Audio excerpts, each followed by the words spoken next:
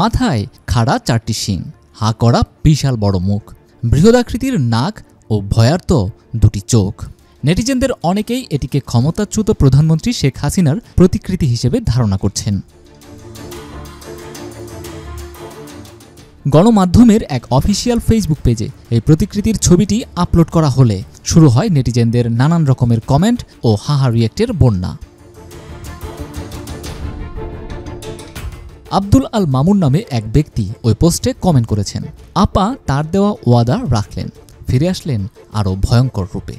আরাফাতুল ইসলাম নামে আরও এক ব্যক্তি কমেন্ট করেছেন, আপা ফিরে আসবে জানতাম, কিন্তু এত ভয়ঙ্করভাবে ফিরে আসবে তা জানা ছিল না।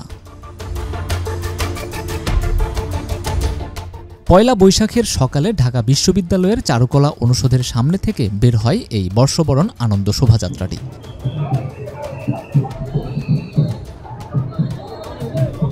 এবারের এই শোভাযাত্রাটির প্রতিপাদ্য ছিল নববর্ষের ঐকতান, ফ্যাসিবাদদের অবসান। শিক্ষক শিক্ষার্থীদের পাশাপাশি শোভাযাত্রায় যুক্ত হয়েছেন নানা শ্রেণী পেশার মানুষ।